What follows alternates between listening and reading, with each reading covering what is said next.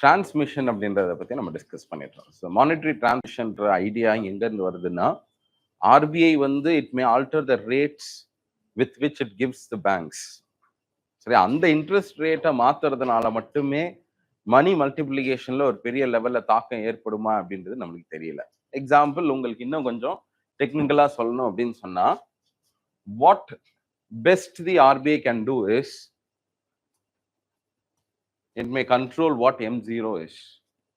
தானே எவ்வளவு தூரம் பிரிண்ட் பண்ணணும், இதை எப்படி கண்ட்ரோல் பண்ணுவாங்க அப்படின்னு நான் சொல்றேன். இப்போ நம்ம இது பார்த்தோம், M0ல என்ன வருதுன்னா, all the currency that is been put into print is part of M0. Yes, at a particular point of time we decide to take a very contractionary stand. சரியா, உங்களை தான் நான் பார்த்தேன். சரி, நீங்க வரமாட்டீங்க அப்படின்னு சொல்லிட்டாங்கப்பா.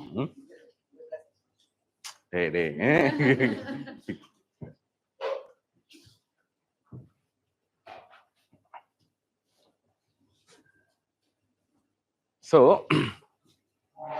ஒரு டைம்ல கான்ட்ராக்ஷனரி பாலிசி ஸ்டாண்ட்ஸ் அப்படின்னு நம்ம we are taking a monetary policy for which we have adjusted all the tools that we had. CRR, SLR எல்லாத்தையும் நம்ம அட்ஜஸ்ட் பண்ணிட்டோம். அப்போ சிஆர்ஆர் அட்ஜஸ்ட் பண்றோம்னா என்ன ஆகுது, எஸ்எல்ஆர் அட்ஜஸ்ட் பண்ணோம்னா டெஃபினட்டாவே மணி மல்டிப்ளிகேஷன் ஃபேக்டர்ல அந்த M0ல இருந்து எவ்வளவு component M1 மாறுதோ that we are able to control, isn't it? அதை நம்மளால பண்ண முடியாது. ஆனா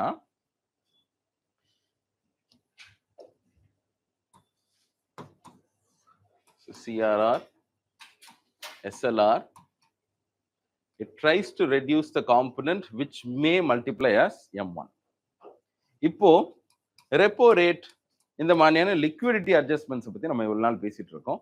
ஸோ ரெப்போ ரேட் என்ன பண்ணும் at a given contractionary time, contraction டைம்ல என்ன பண்ணும்பா ரெப்போ ரேட்டை, repo rates are increased. Okay, so repo rates are இன்க்ரீஸ்ட்னா என்ன நடக்குது இங்க அப்படின்னா, the RBI has made it costlier for banks to take money from. அப்போ என்ன பண்ணுவாங்க, அவங்கள்ட்ட இருந்து வாங்கறத கம்மி பண்ணிப்பாங்க. இதுதானே, வாங்கறத கம்மி பண்ணிட்டாலே ஆட்டோமேட்டிக்கா மணி வால்யூம் கம்மி ஆகிறதுக்கு வாய்ப்பு இருக்கு. இதே இந்த சைட்ல பாருங்க, expansion side. So we are allowing money to expand அப்படின்னா rates are becoming cheaper and therefore all of the banks may likely bring their bonds to the RBI and give them for liquidity. அப்ப லிக்விடிட்டிக்காக நான் வந்து RBI approach பண்ணி கேட்டுக்கிட்டே இருக்கிறேன்றப்ப at that point how M0 will increase ன்னு பார்க்கணும். M0 increase ஆகும்னா டெஃபினட்டா increase ஆகும். எப்படின்னா, money that is being put into circulation ஒன்று வருது இல்ல, money that is gone out. M0ல என்ன வரும், கரன்சி இன் சர்க்குலேஷன், அப்படிதானே.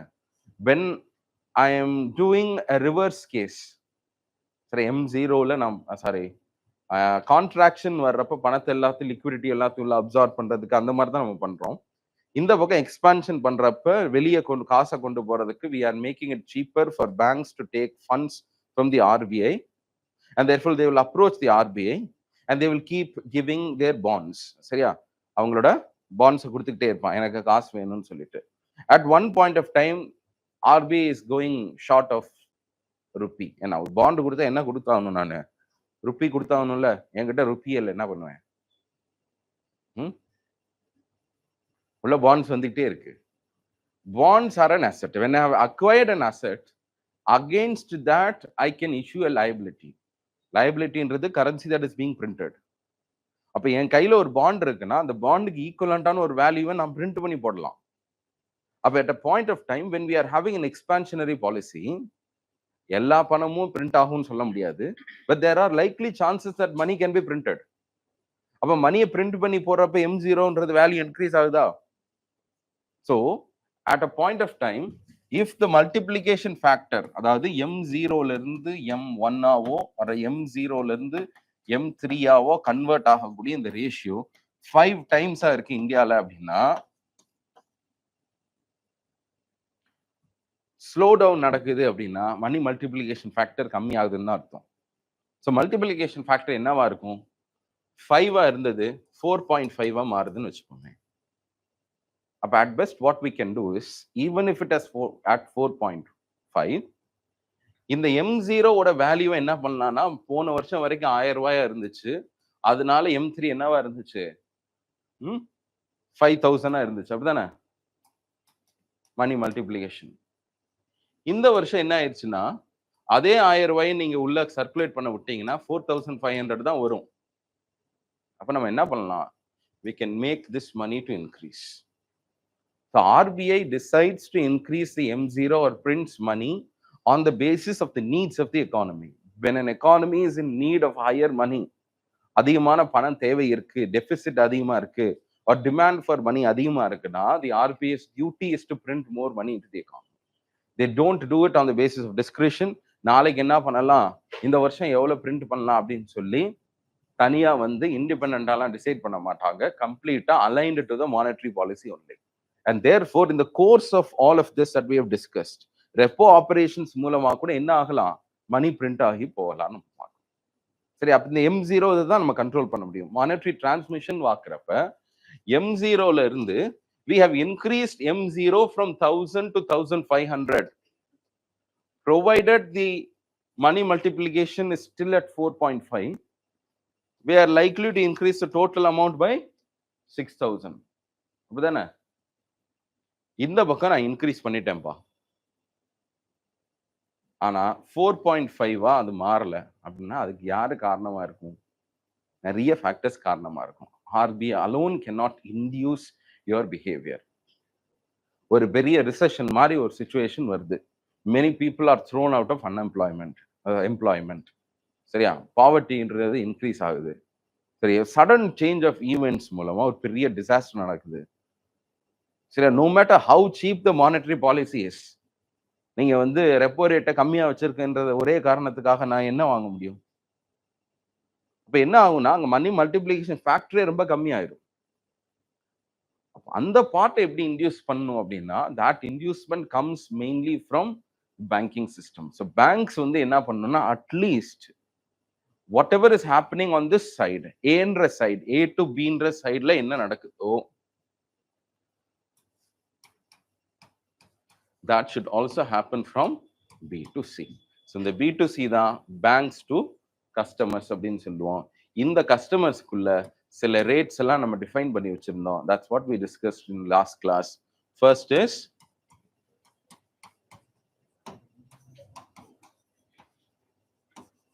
now the base rate calculate பண்ற அந்த மெத்தடாலஜியை நம்ம மாத்தணும். We made it on a uniform basis of marginal cost based funding.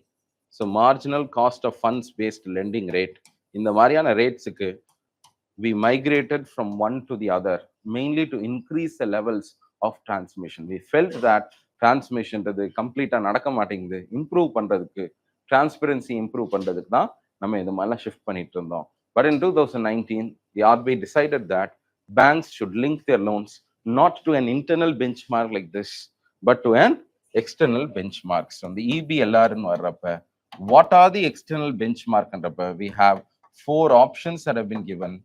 One is repo rate, T-bills ஓட 91-day bill, 182-day ஓட அந்த ரேட்டு, அப்படி இல்லைன்னா financial benchmarks India limited issue பண்ணக்கூடிய ஏதோ ஒரு ரேட்டை வச்சு நீங்க போட்டுக்கலாம்னு சொல்லி பார்த்தோம். சரியா? இதுல எதனாலும் நீங்க சூஸ் பண்ணிக்கலாம். It is not mandatory to choose only repo. But we said why it is easier for banks to choose ரெப்போனா, பிகாஸ் ரெப்போன்ற ரேட்ல என்ன இருக்குன்னா ஒரு கிளாரிட்டி இருக்கு. எப்போனாலும் நம்ம டிசைட் பண்ணலாம், இந்த ரேட்டுன்னு சொல்லிட்டு அந்த ரேட்டு தான் இருக்க போகுது.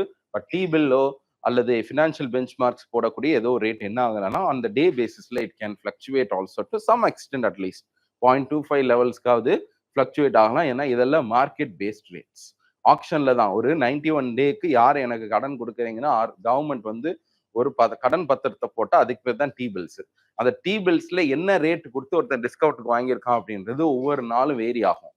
But the price variations or the interest rates or discount rates charge on it is mostly align to the repo rates. ஏன்னா ரெப்போ ரேட்ஸ் என்னவா இருக்குதோ அதை சுத்தி தான் இருக்கும். அதாவது ரெப்போ ரேட் அதே ரேட்ல வரணும்னு இல்லை. ரெப்போ ரேட் 5ன்னு இருக்கிறப்ப ட்ரெஷரி பில்லோட ரேட்ஸ்லாம் 7ன்னு இருந்துச்சுன்னா, when the repo rate has been reduced from 5 to 4, what we have seen so far, சரியா, is that the treasury bill rates also seem to decrease at a similar level. 7ல இருந்து 6 மாறுது.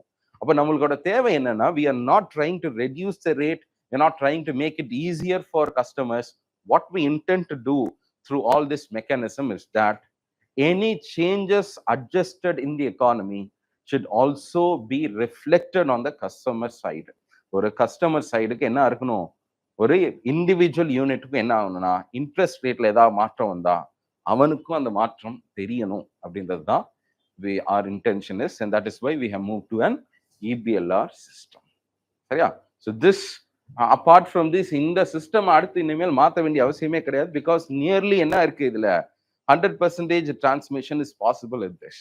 Repo ரேட்டை மாத்தினா அடுத்த இன்ஸ்டன்ஸ்லயே உங்களுக்கு interest rate மாறி இருக்கும். இதுதான் நேற்று நம்ம டிஸ்கஸ் பண்ணோம். and therefore this is quite efficient and superior in comparison to the other interest rates.